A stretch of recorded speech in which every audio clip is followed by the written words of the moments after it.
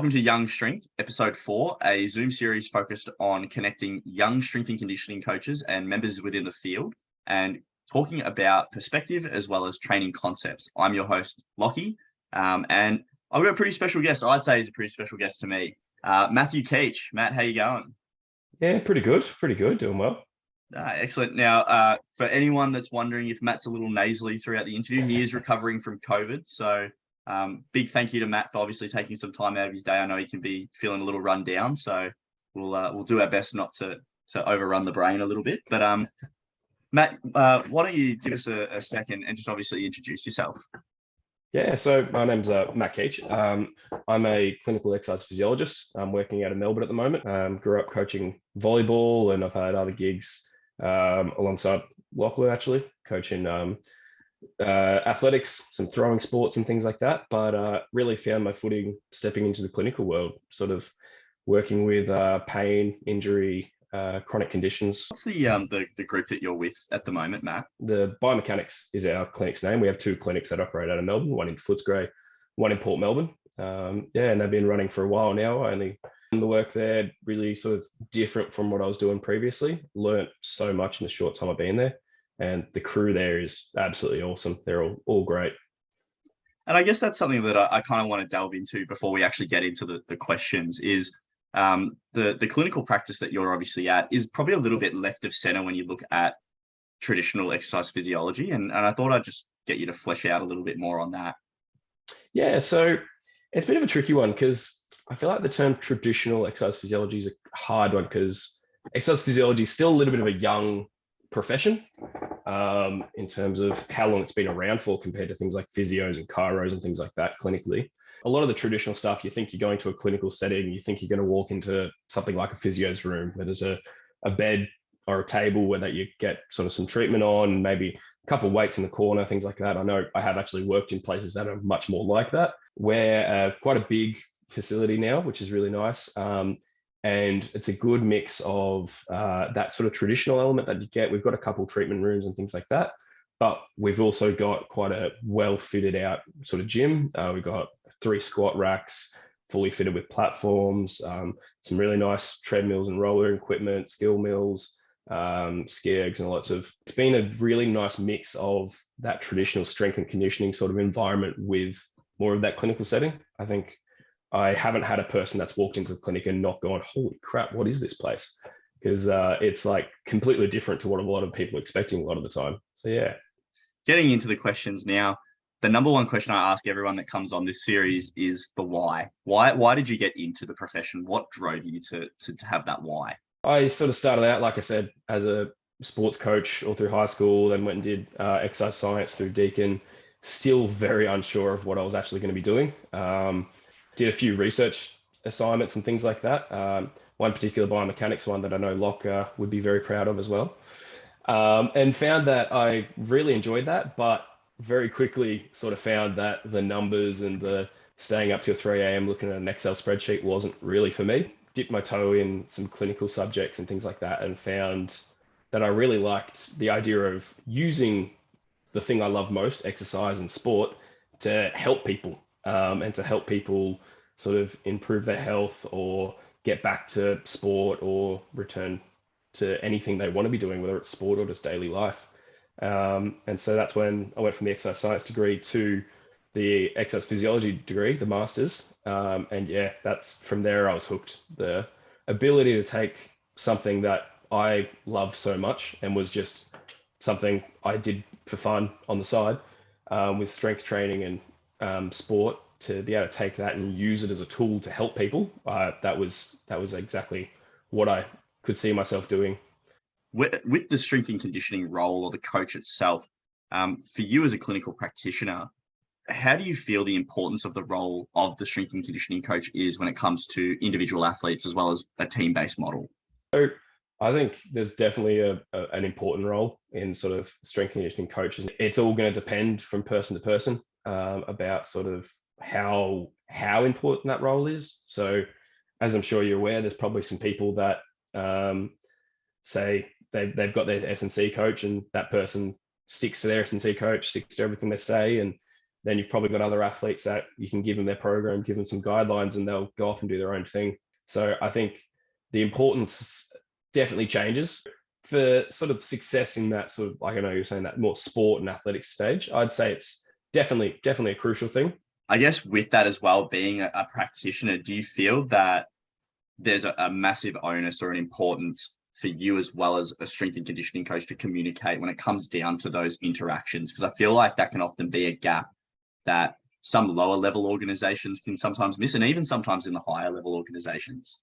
So it's an interesting one. I actually haven't personally had a lot of experience sort of communicating with external S&C coaches. My recent roles, I haven't had that direct contact with athletes and that sort of population and things like that. But from the small amount of experience I have had, and in various different roles and things like that, I think there absolutely is an importance to that communication. It's just having sort of pretty much a team to look after the team, or a team to look after the individual, whichever sport you're sort of looking at. I think the communication is absolutely necessary. If you've got coaches or physios or clinical practitioners and S&C coaches all communicating together, that's going to be the biggest positive for their athlete or for their team. Because if those people are all going off doing their own individual things, and the only one communicating between them is the athlete, then there's always going to be some information lost. I think that's a fantastic answer when it comes to that question, because especially saying like you haven't had much experience with it, that's the whole point of this series, is we're really trying to explore ideas from young professionals that are essentially starting in the field. So, hopefully a clinical practitioner is able to watch this and go, oh, sweet, well, I'm not the only one. And I think that's a really great thing to share. Yeah. And I would definitely put my hand up. And I know we've done a lot of S&C work together in the past, and I know you're 100% the better S&C coach in terms of prescribing athletic. You all heard it here first. I'm not going to say it. He can say it.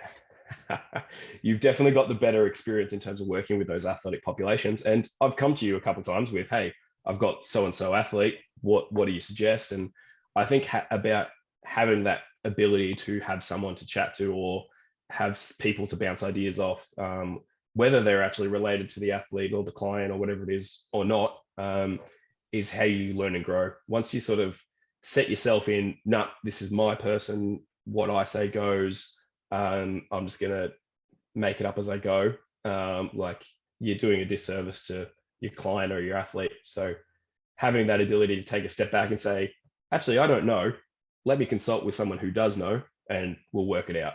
It's a strong one as well. Like, I know I've definitely come to you in the past, especially when I've had an athlete that might have had a niggle or an injury, and we've tried to assess that.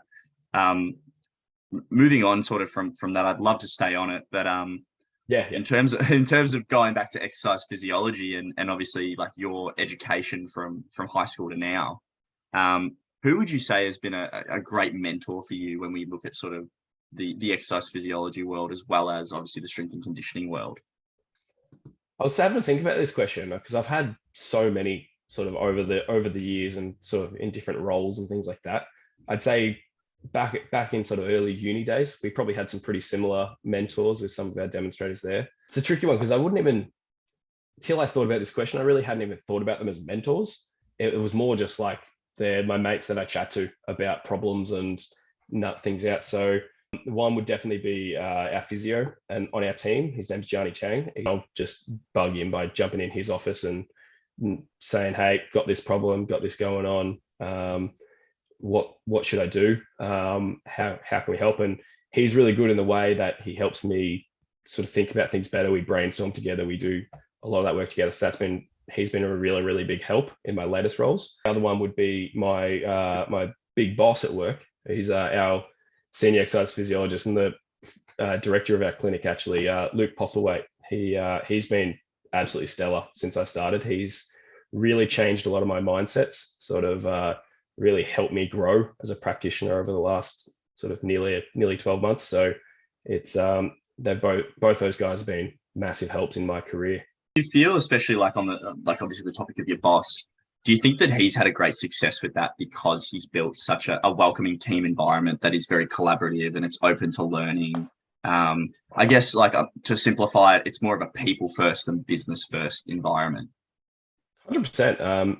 I think I remember even way back before I started working there, I was listening to him talking on a podcast once, and he was talking about how we use a person-centered approach to dealing with our clients, but why shouldn't we use that exact same person-centered approach to dealing with staff, in a way that if you treat your staff well, if you sort of look after them, have that welcoming environment, you're more likely to get better outcomes from them. Obviously, not to touch on it for too long, but I do remember obviously your I think your first experience with exercise physiology, or that first job.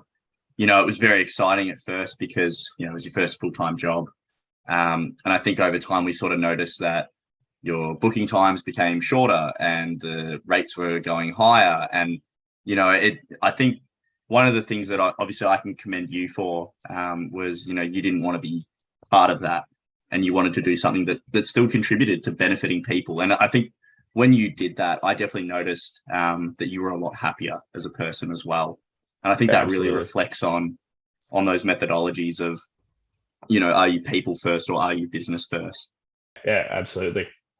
Yeah, no, great. And obviously, one of our earlier episodes, it's 2023. As you said, you didn't realize because you had COVID. You probably missed a couple of days of last year, probably owed a few. Yep. What are the goals this year, mate? What's the aim?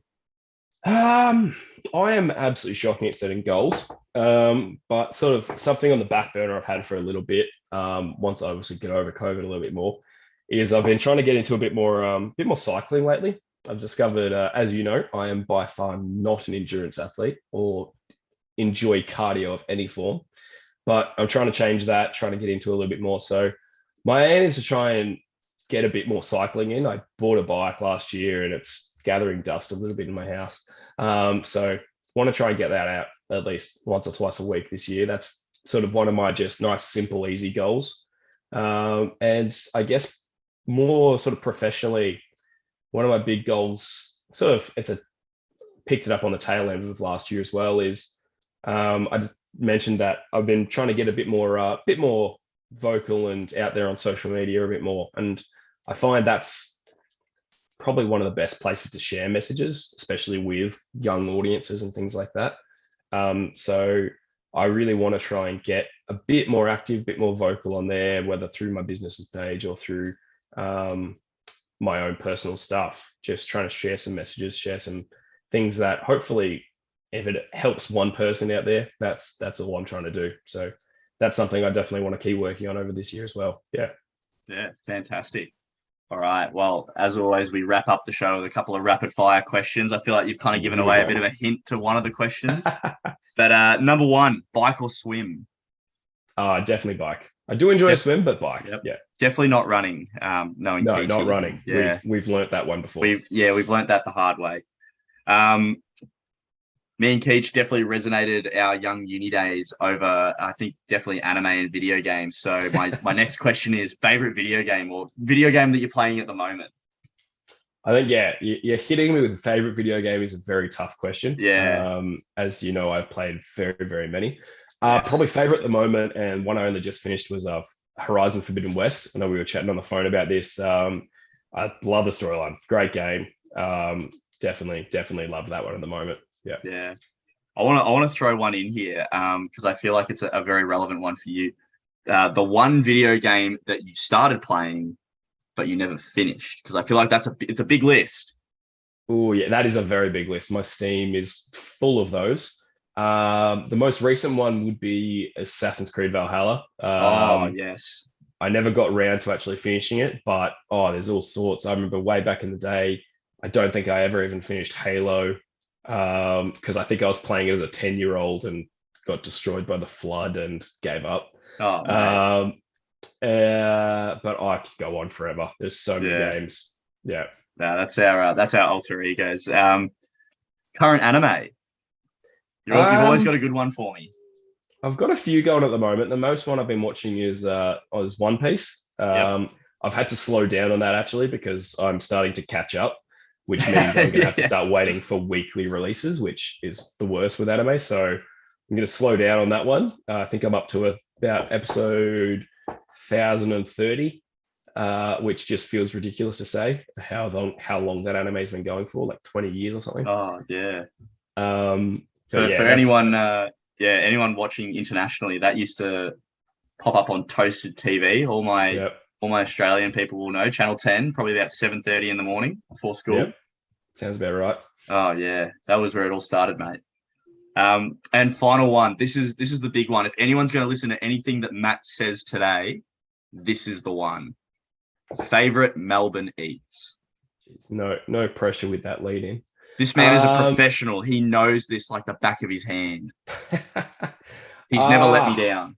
I don't know. I feel like the main go-to, and I know mainly because my wife loves it as well. A lot of people know it already. There's a place in the city called Stalactites, just on, what is it, Russell Street maybe, I think it is, just across from QV.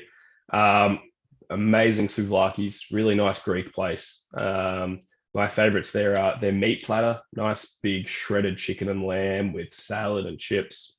But yeah, you can't go wrong. Can't go wrong with a good souvlaki or meat platter. There you go, folks. You heard it here first. If you haven't been there, I recommend going there because Matt doesn't let you down. Not on the food front. No. But that wraps up episode 4 of Young Strength. Matt, first and foremost, thank you so much for taking the time to obviously talk to us. Worries. I think, we really touched on it, I think, about halfway through this, just to be very raw and open about your experiences. I think it just really gives a great perspective of essentially what's more to come for you, and I think also the industry. And, I think that's just a fantastic thing that you've been able to contribute here today. Yeah. No worries at all. It's been great. Great time to chat. We'll be linking Matt's professional Instagram for this, and we'll probably have to do the biomechanics just out of due diligence. But again, Matt, thank you so much. And no worries. Thanks for having me on. Catch you guys next time.